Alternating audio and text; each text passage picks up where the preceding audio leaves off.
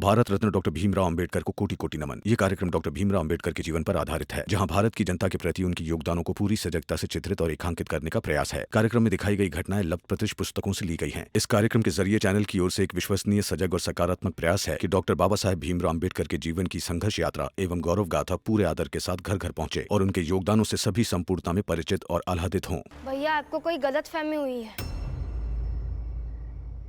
रमा, मर्द बात कर रहे हैं ना, तो क्यों बोल रही है बीच में? बात नहीं, बकवास कर रहे। बकवास नहीं है लक्ष्मी।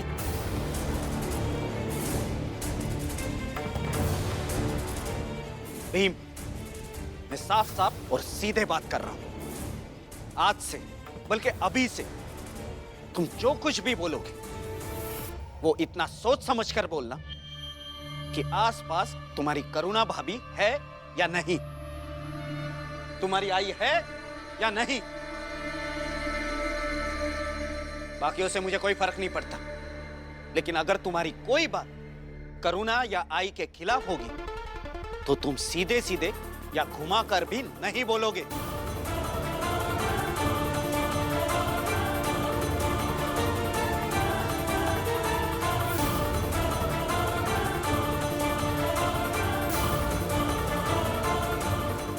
समझे? अरे वाह बाला, अचानक से आज अपनी बीवी और आई के प्रति सुरक्षा का इतना भाव। बाबा, बुआ का खाना लेकर अस्पताल हम दोनों ही जाएंगे ना, तो जाते जाते रास्ते में या पूरी रात बैठकर हम बाप बेटे मिलकर इस विषय पर बात करेंगे। मगर अभी जो बात हो रही है उसे होने दीजिए।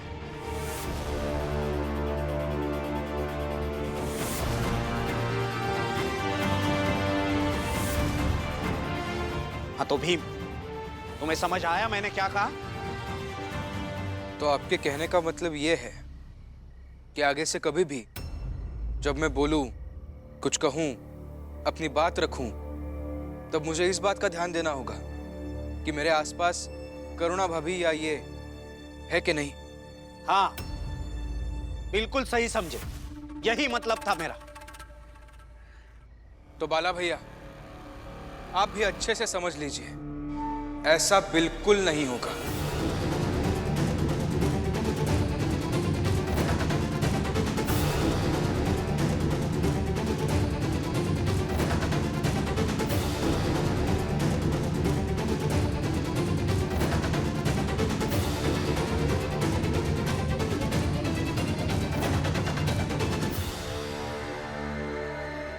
क्योंकि वाणी, विचार और किसी के होने का भार महसूस किए सत्यपूर्वक बातें करना, ये मेरी सबसे बड़ी ताकत है। और भीमराव अंबेडकर अपनी ताकत से समझौता नहीं कर सकता।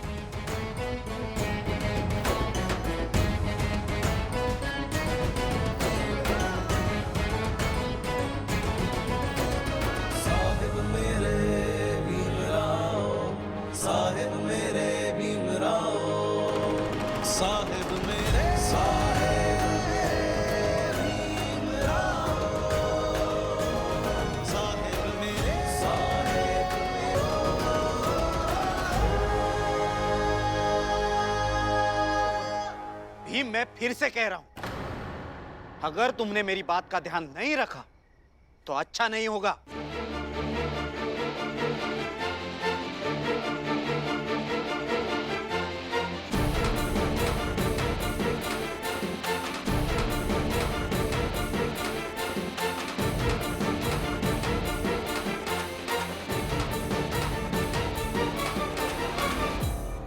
अपने बड़े भाई को जवाब दिए बिना जाओगे?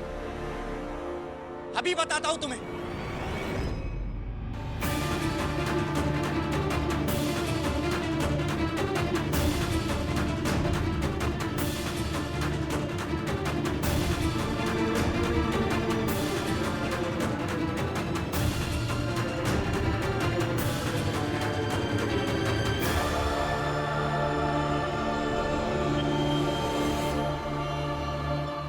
वापस दोनों भाइयों के बीच में आ गई तू। करुणा दीदी, तो बात आप सब लोग समझ लीजिएगा। मेरे पति को संसार का सबसे ताकतवर इंसान भी अगर धमकाएगा ना, तो ये रमाबाई ऐसे ही सामने आकर खड़ी हो जाएगी। पहली बात।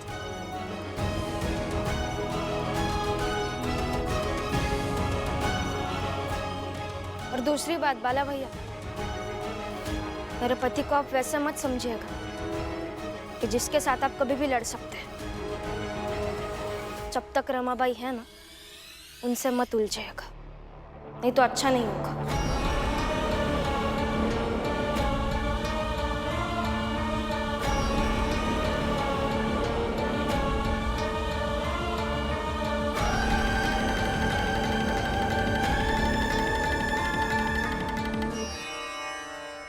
क्या अच्छा नहीं होगा?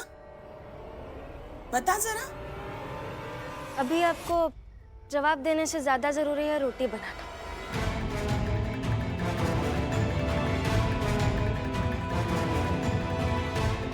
चलिए दीदी।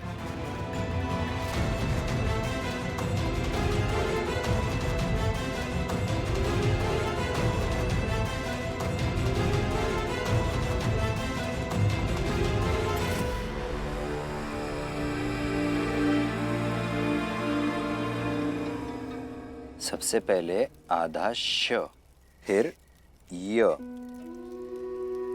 फिर आ,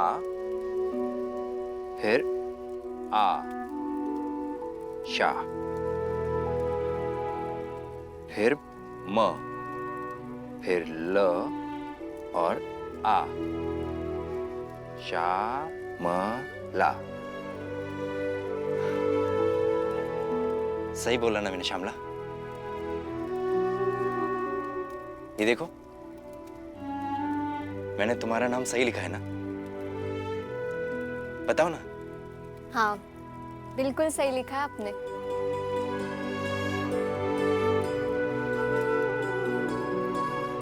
मैंने अपनी पत्नी का नाम लिखना और बोलना सीख लिया है।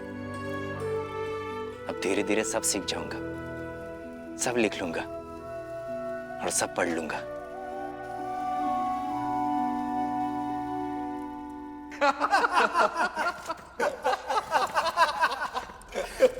काम ढूंढ रही हूँ। नहीं है काम तो मत दीजिए, लेकिन ऐसा मजाक मत उड़ाइए। अरे बूढ़ा तोता सीखता है क्या कुछ? इस उम्र में तुम्हारा पति पढ़ने लगा है, ऐसा सुना है? किताब कॉपी नहीं उठाई जाती, समझी? इतना बड़ा बेवकूफ तो नहीं था अपना शशुपाल। अरे हमारे ही बिरादरी का था, लेकिन रह नहीं पाया, तो अब क्या बनेगा सोच के ही हंसी आती है।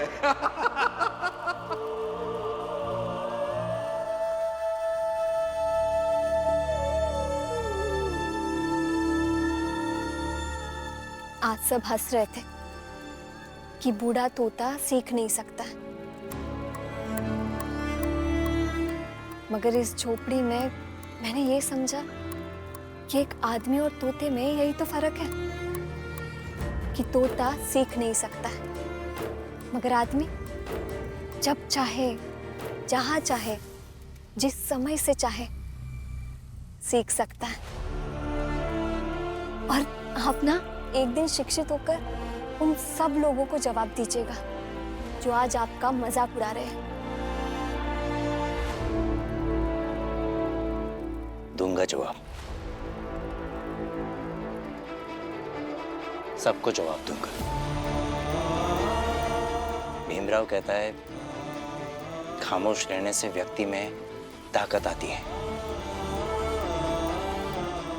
और ताकत से संघर्ष करना आसान है।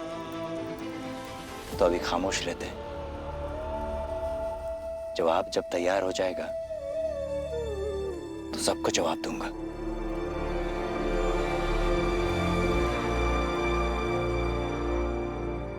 अखबार चलाने का लाइसेंस मिलना इतना आसान नहीं है। मैं लाइसेंस देने के लिए फाइल आगे नहीं बढ़ा सकता हूँ। एक बार विश्वास करके देखिए सर, प्लीज सर। उठाओ यहाँ से, उठाओ ये सामान, देख लो यहाँ से, औकात देख कर आए करो ऑफिस।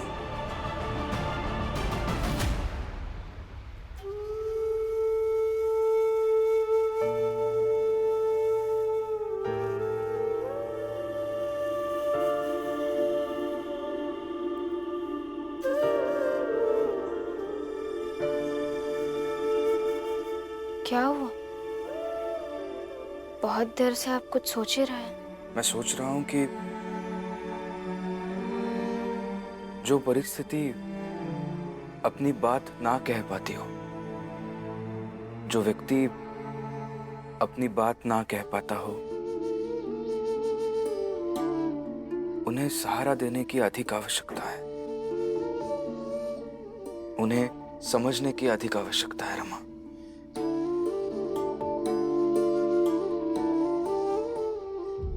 मैं समझी नहीं। जीवन के अनुभव से एक बात समझ आ गई है। शोर अक्सर गलत होता है और खामोशी अक्सर सही। मैं उन खामोशियों की आवाज बनना चाहता हूं रमा। और एक चीज मैंने आज ही तय कर ली है रमा। जिस दिन मैं अपना अखबार निकालूंगा, सिर्फ अपना, तो उस अखबार का नाम रखूंगा मूकनायक।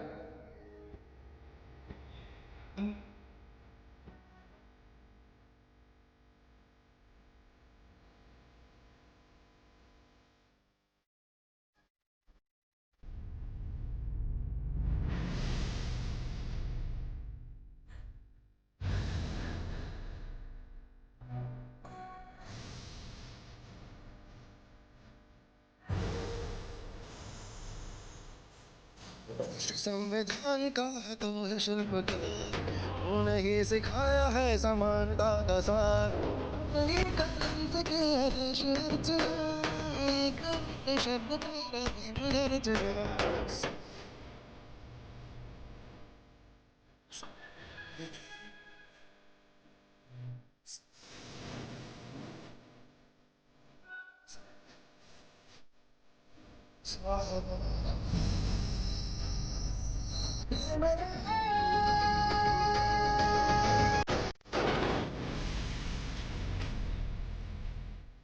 मेरा अखबार खामोश लोग और खामोश परिस्थितियों का प्रतिनिधित्व करेगा।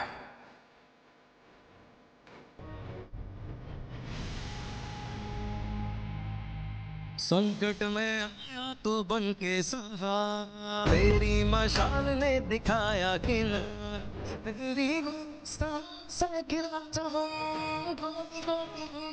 तुझको नमन।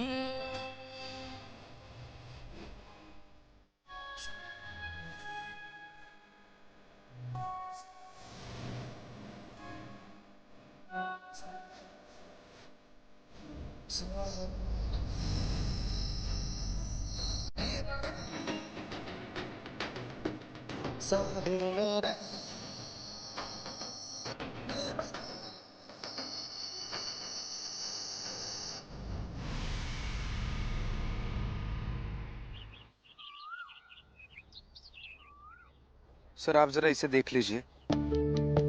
इसमें मैंने सारे कारण लिखे हैं कि हम अखबार क्यों खोलना चाहते हैं।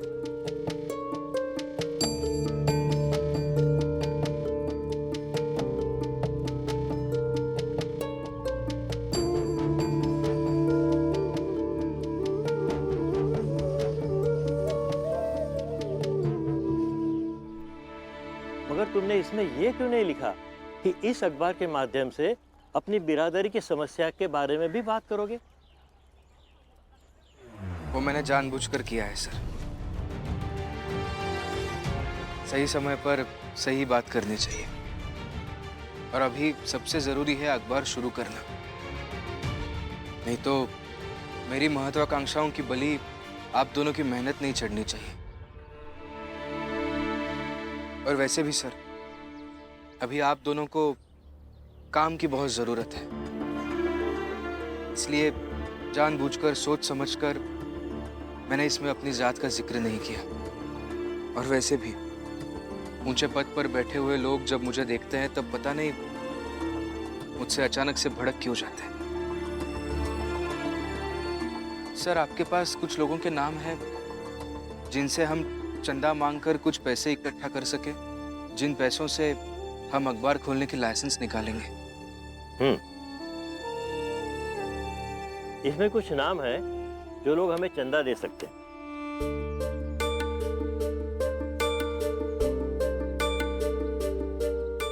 चलिए सर, फिर एक एक को मिलते हैं। भीम, ये लिस्ट मुझे दे दो। मैं पढ़ना सीख गया हूँ, तो एक एक नाम पढ़कर बताऊंगा। क्या बात है शिशुपाल जी, बधाई हो। लीजिए लीजिए, पढ़िए।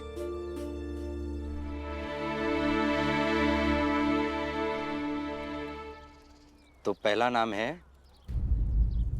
र, म के ऊपर एक ही मात्रा में और श, रमेश। रमेश जी, पानी के जहाजों का धंधा है इनका। पहली बार जब अखबार शुरू किया था तो इन्हीं से मदद ली थी, तो पहले इन्हीं से शुरू करते हैं। चलते हैं सर।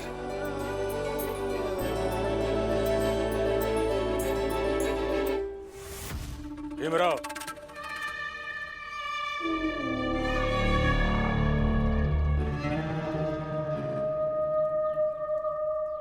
पिछले 2 दिनों से अखबार चलाने का धंधा कर रहा हूं। अच्छा लग रहा है। लग रहा है कि इस धंधे को करने में कोई बुराई नहीं है, इसे किया जा सकता है।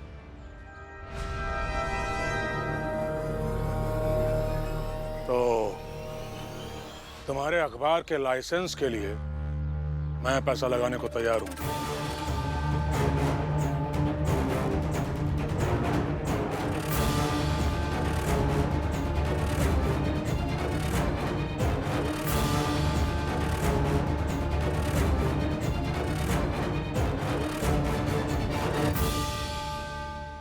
देखो भीमराव, कहीं से भी लोगे, किसी भी आदमी से पैसा लोगे तो ब्याज पे लोगे ना। तो ब्याज पर मुझी से पैसा ले लो, क्या फर्क पड़ता। बाबा, आप ही का खून है, तो समझता हूं कि आप बिना शर्त के कुछ नहीं करते हैं।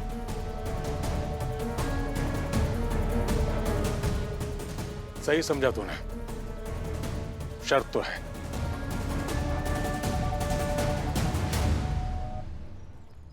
शर्त यह है भीमराव कि अखबार का मालिक मेरा बेटा शिशुपाल होगा।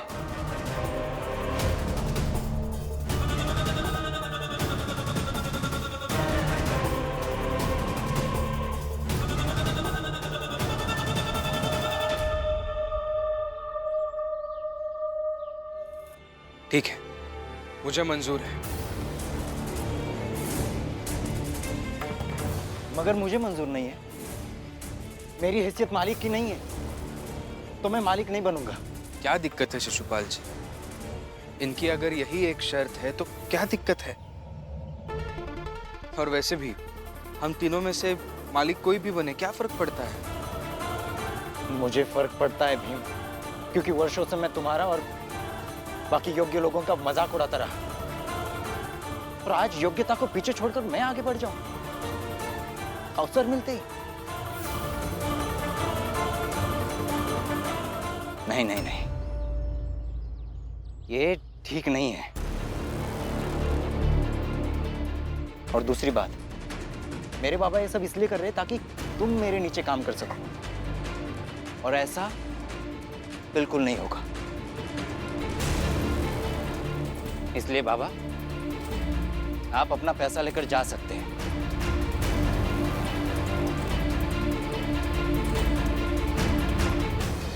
देखो भीमराव, मैंने आज तक कभी भी तुमसे किसी समझौते के लिए नहीं कहा। आज पहली बार समझौते के लिए बोल रहा हूं। मेरी बात मान लो, मेरे बेटे शिशुपाल को अखबार का मालिक बना दो। देखो, तुम्हें मालिक तो बनना है नहीं। इतने सालों से नौकर की नौकरी करते करते अब तक तो तुम्हें इसकी आदत पड़ गई होगी।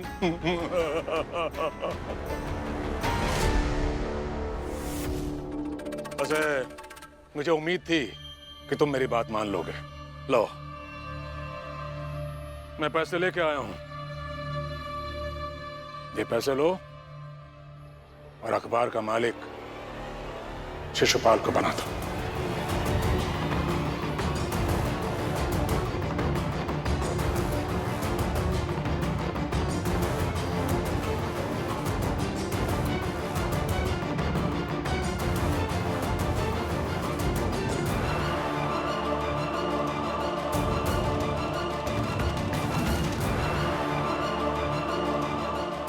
कई बार किसी को सहूलियत देकर बर्बाद किया जाता है। यह वही चाल है भीमराव।